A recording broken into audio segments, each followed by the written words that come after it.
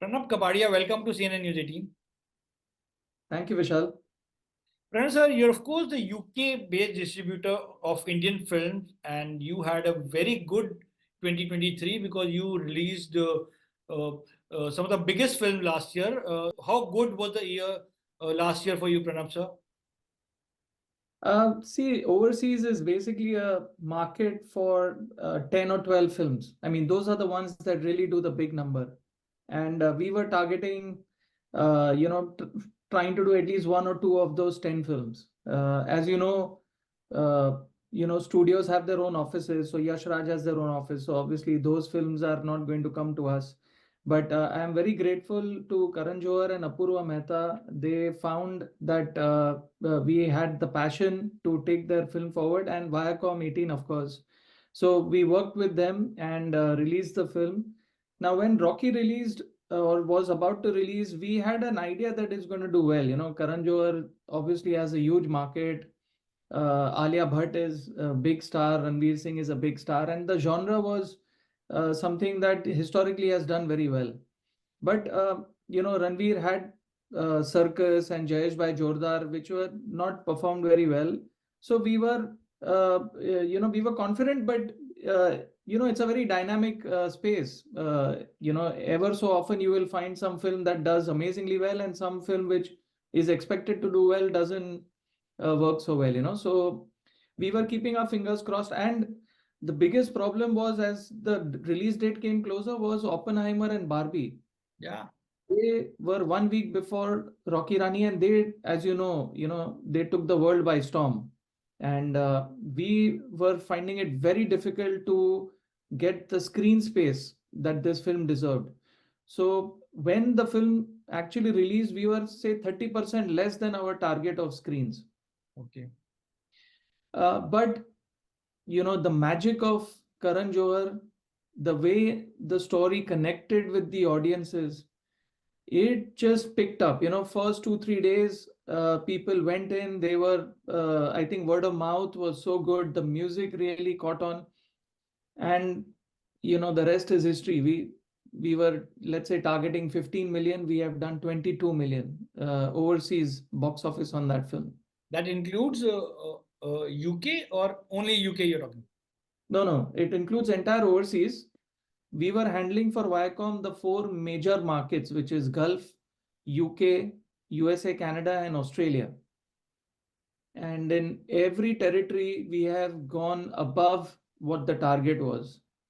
I mean, in UK, the film has run for 11 weeks and it has done 2.4 million pounds.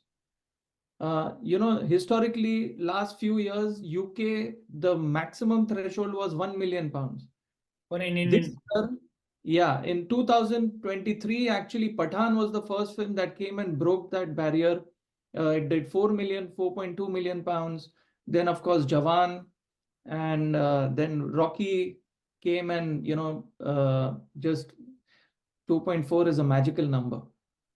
Did you also see Karan Johar's core audience that was usually NRIs coming in large number to watch Rocky or Rani Kii Prem Kahaani? Because of its star cast. Yes. So as I said, Alia Bhatt is a huge star, Ranveer is a huge star, but today the star also is the content of the film. As I mentioned at the start, 83 Jayesh Bhai Jordar and Circus did not connect with the audiences, although it had a superstar with Ranveer in it.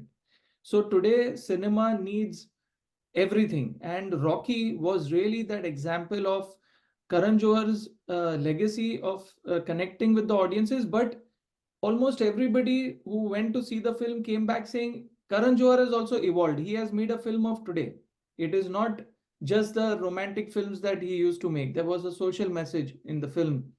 So uh, I think Rocky, in so many ways, is the modern Karan Johar, today's Karan Johar film that we have been watching since 1995, since his first film. We have now feel that this is the new cinema, and Karan has moved with the times.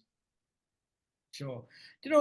Just staying with the overseas for a long time, at least before COVID pandemic, China was the market which was talked about a lot. Do you think Japan is a new territory which is opening to Hindi films, to Indian cinema? We saw English releasing in Japan. Overseas, I would classify in two parts. One is the traditional territories where every film releases, which is worth releasing. So let's say 60 to 70 Hindi films every year go to these traditional markets. Then there are the non-traditional markets. So China, as you mentioned, yes, before pandemic it had become very prominent, but they were still selecting only two, three movies every year. It's not like, you know, All Hindi films are going. exactly. So it was, and they don't do day and date. None of these markets do day and date. So if you break up the audience also, there is one is the diaspora audience, our Indians, South Asians who want to see the movie the day it is released, Yeah. whether they are in Japan, China, or in UK. Then there is the other audience, which is the mainstream Japanese or mainstream Chinese audience. For them, you have to dub the content and you have to customize it for their appeal. So China always was customizing the content for their mainstream audience. That's how you got the numbers in Dangal and Andhadhun. Similarly, Japan, of course, it is, you can't in terms of numbers compare it to China, but there are both audiences. But our diaspora audience in Japan is very small. So, and the mainstream audience in Japan, it is to be seen how many films released. Now, you mentioned English, it's a 2012 film. It's 11 years back. From in English to now, you can probably count the number of films which have gone to Japan for the mainstream release. So yes, the endeavor is every film should release, but how many actually connect and how many actually get dubbed and released, that's to be seen. So then, do you have discussions with the producers, with the makers, that when Indian films will be ready to have a day and date release overseas, like how Hollywood does? Hollywood films are released across the world, same day, dubbed in various languages. See, I actually feel that we are operating a beautiful system which works for us. We don't need to emulate the way Hollywood does it. So to actually release day and date in a dub market, your content has to be ready 3 to 6 months before the release date, Okay. so that then the local people in that language, in that territory, can watch the film and dub the film, get the correct artist to do the dubbing. Now, why should we change that system? We are working in our way, in our own way, where let's say our film is ready 3 weeks, 4 weeks before the release date. It's too close then to do the dubbing at that time. So we should actually carry on targeting the South Asian diaspora outside India, which is those core markets, and the films that I mentioned, 60, 70 films which release, they can go. Then we can pick and choose, because dubbing is an effort and it's a cost. Not every film is going to have the Right at the content. scale. Yeah. So I'll mention over here, The Legend of Maula Jat, one of the films that we released in 2022. Yes. We had a Russia release last month, Okay. actually in September, and we released it in 250 screens in Russian dub language. And it has released there 12 months after the original release. Okay. So there is a time for it. We did not push that it should release day and date or it should release within 1 2 months. We waited for the right opportunity where it was slotted correctly. We had the correct dubbing artists to match the characters, and we had a good result at the box office. Is it the first Pakistani film that released in Russia? That's right. Yeah. Last time we discussed that every time a SRK movie releases, it actually opens a new territory for Hindi cinema, for Indian film. Which are some of the new avenues that have opened after the release of Pathaan or say Jawan? See, Bangladesh, the Eastern European bloc, Lithuania, Latvia, they are small markets today, but he is one superstar who has always managed to break the barrier and connect to newer markets. I mean, anywhere in the world, if you go, you say you're from India, you're going to eventually end up talking about Shah Rukh Khan. Yeah. So thanks to him, we have made his films start, and then we follow and we make inroads into those markets. What about Telugu cinema? The large Telugu diaspora is there in America, and if you see the numbers of Salar. So Tamil is the next big language after Hindi. you can say in the year 2023, maybe 80-90 million dollars worth of gross has come from Tamil cinema. Telugu would be after Tamil, my guess is about 40-50 million dollar box office.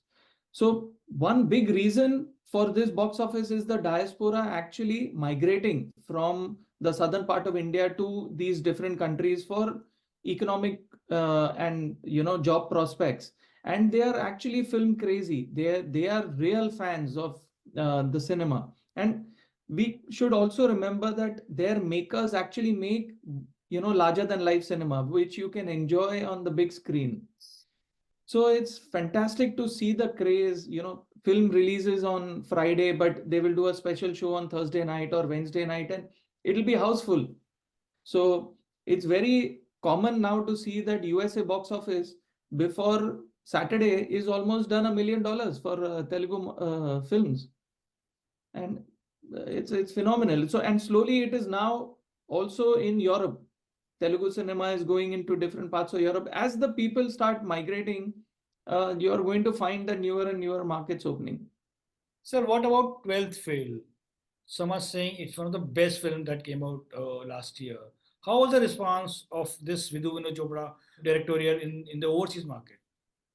First of all, fantastic film. I resonate your views. See, we are still, you know, we need a big star to attract people to the cinemas, and nothing wrong with it. It's a decision where you're going to spend close to $100, going out in an evening to a cinema.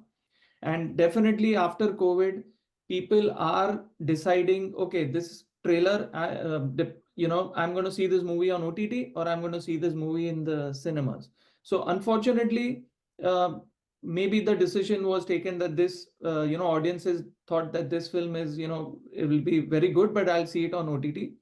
And what happens is by the time the word of mouth gets out that, hey, it's released, it's really good, obviously there's traffic of films every Friday, newer films coming in. So if you don't open very well, it becomes very difficult to sustain the film in the cinemas.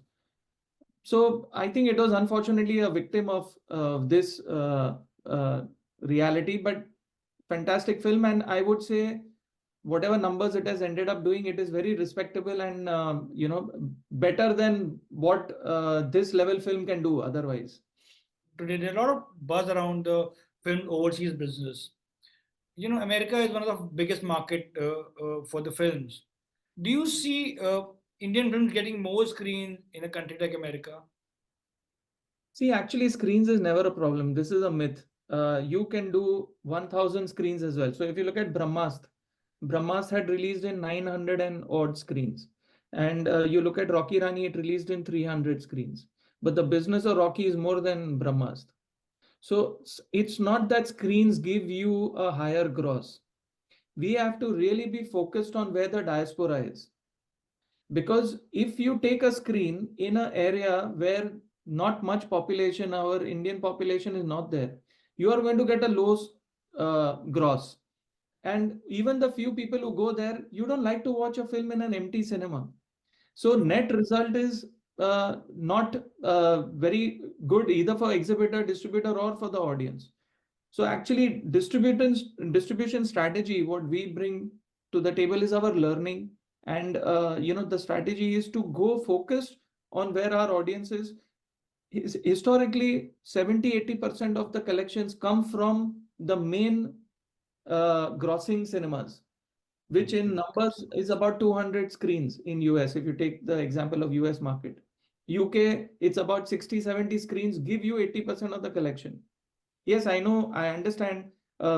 Festival film like a Shah Rukh Khan film on a Diwali or Eid, something like that needs that, going 2.5, 3 times your core screens. And we do that. But the collections are never like the main screens. How much impact the writer's strikes in US had on the footfalls in UK? So UK box office actually in 2023 has crossed the 1 billion mark. It has come very close to the pre-pandemic level. And 1 billion was that magic number that the industry was hoping that we can surpass. So you can say that it is a big victory and a big success for theatrical business worldwide. And that's the trend we are seeing in every country. So it is now that established that, you know, there was a fear that it would go to OTT, and, you know, people have changed their all that is over.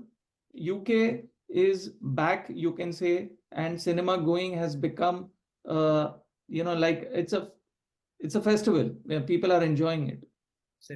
Sir, last time around this time, RRR bagged a Golden Globe Award, and then it went down to win an Oscar. How much interest do you see of the cinegoers about Telugu cinema, especially after RRR win? See, I think almost every Hindi audience who was like not interested in Telugu content 5 years back is now aware of who are the actors, who is the director, what sort of films are releasing. It has become almost like, you know, at least the top 10 Telugu films have become like Hindi films.